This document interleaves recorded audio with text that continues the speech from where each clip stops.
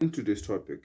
So it looks like another passport bro has gone missing. So let's find out what is going on. One of the most infamous groups on the internet is the Passport Bros, and that is for one reason.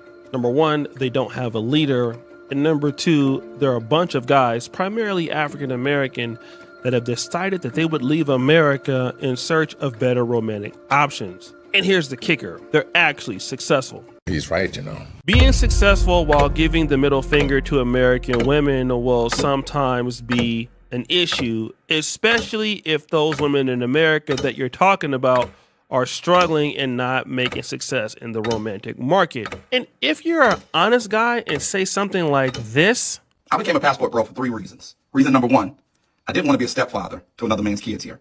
Most of the women in my community, most of the women that I was meeting and dating who were aesthetically pleasing to me, who I was attracted to, had kids. I simply didn't want to pay for another man's kids. Reason number 2, they all want you to pay for everything. So why don't I just go somewhere else where my money goes longer, stretches further, and I can give them the same exact thing for a fraction of the cost. And reason number 3 of why I became a passport bro is because of the obesity rates. I like women who are thin, who have flat stomachs, who wear their own hair, and who have good shapes.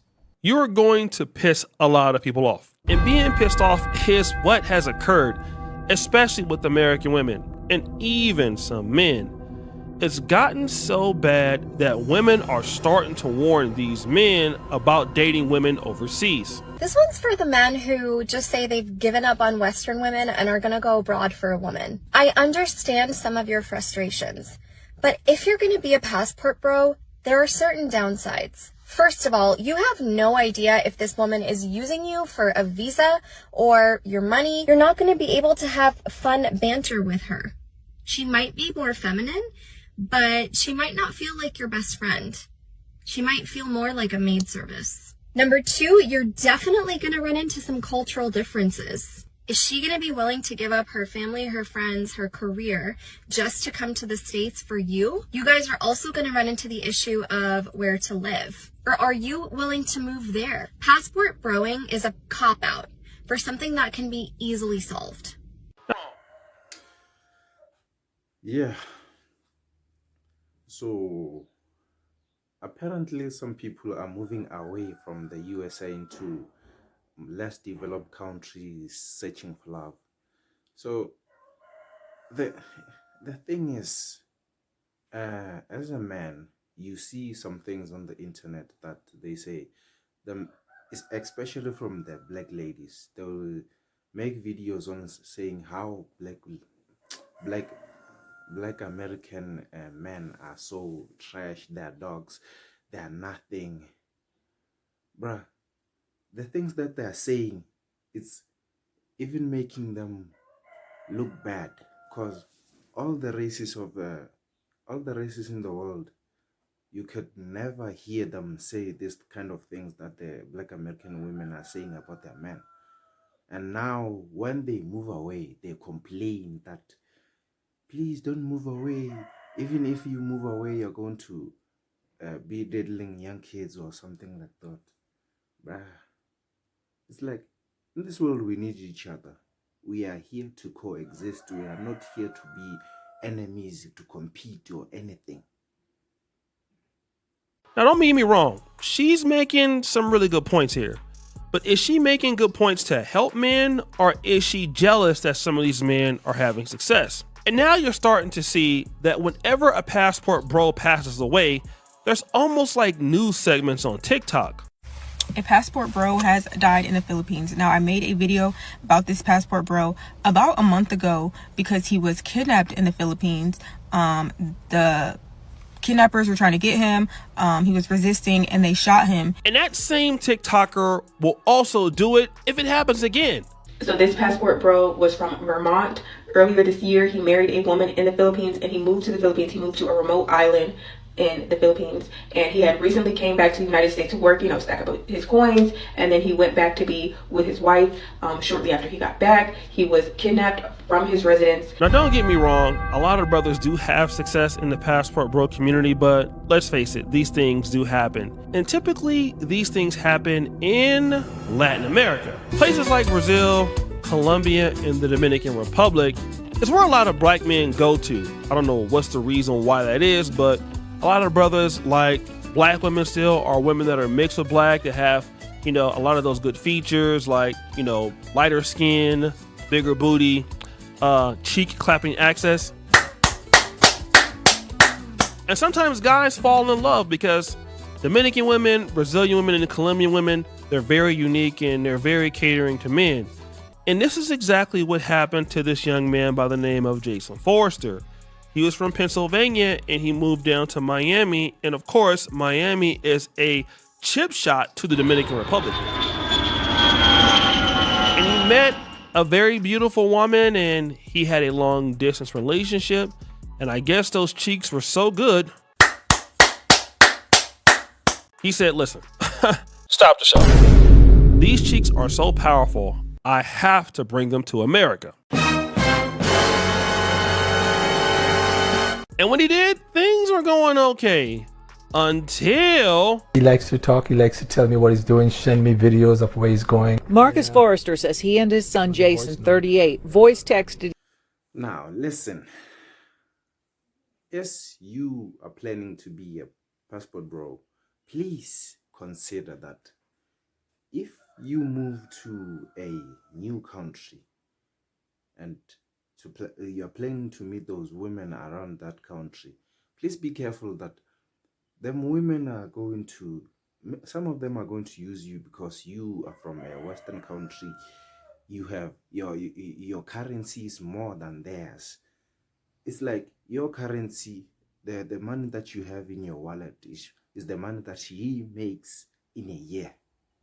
Bruh, I've seen some people who come to our country and they spend money like there's no tomorrow, bruh.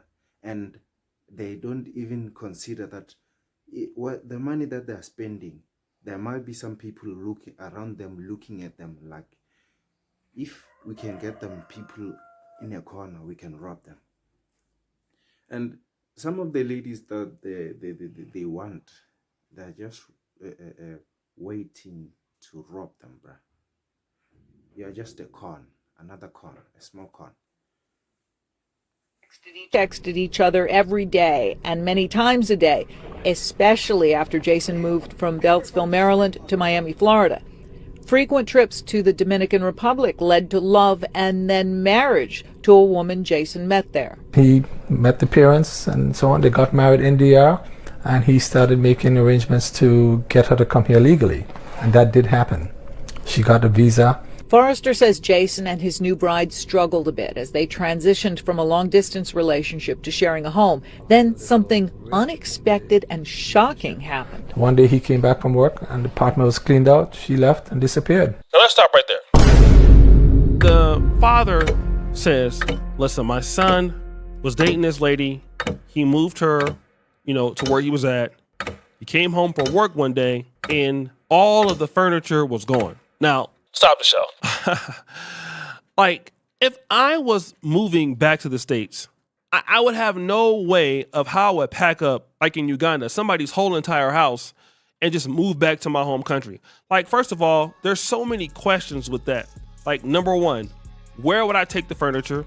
Who would I sell it to? Because if the man goes to work, he's there at least 8 hours. So that means this lady had been thinking about it. So she had to have some Dominican connections inside of Miami. So the whole entire time where he's at work, she's talking about selling all his stuff and going back to the DR, which means this. She already had a dude back in the DR, got to America, found out that she really missed the other guy that she left, sold his stuff, took the money back to DR to be with this other dude who may have been her Dominican pimp. Now, I'm not saying that this happens to every lady in the DR or whatever. That's not what I'm here to say. But I am here to say that I've heard stories like this.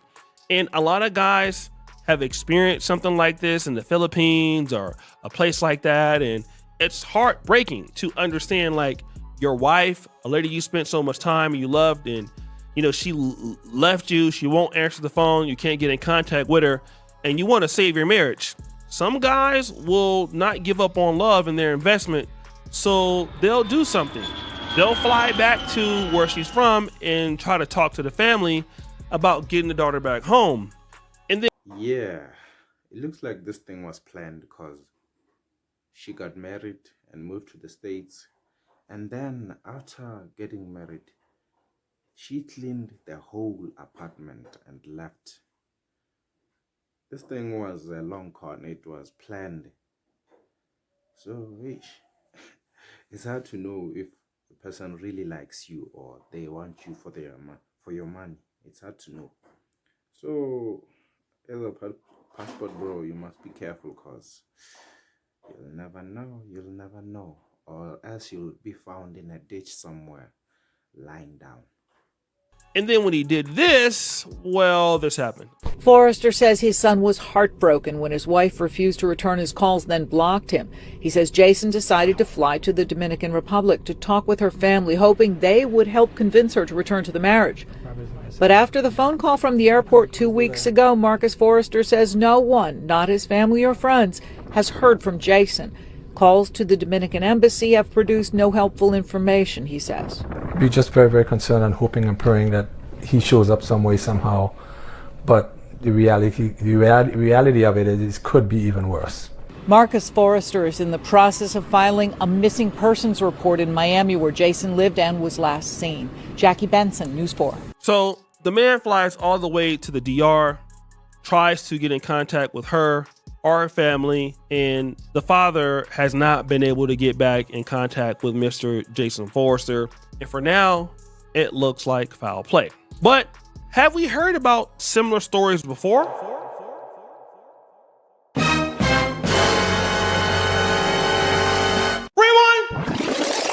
I saw this video about this passport brother who met a girl over in the Philippines. He was digging her, so he decided to sell his home and move over to the Philippines to be with her or live with her. Now, he wasn't working or anything, but he figured because the cost of living over there was a lot lower, he can just live off his savings. So he got over there, everything was going fine, but his money started running low. And sooner or later, his money just ran out. Now, he didn't want to get a job over there because they don't pay anything. So he goes to his girlfriend, tell her he's out of money. Before he can say the word money, she already had her bags packed and she was out the door. So now this man had two options. He can figure out how to make enough money to fly back to America just to be homeless, or he can stay in the Philippines and be homeless. He chose to stay in the Philippines, so now he's living on the streets in the Philippines. Now, the narrator speaks about a man that moved to the Philippines.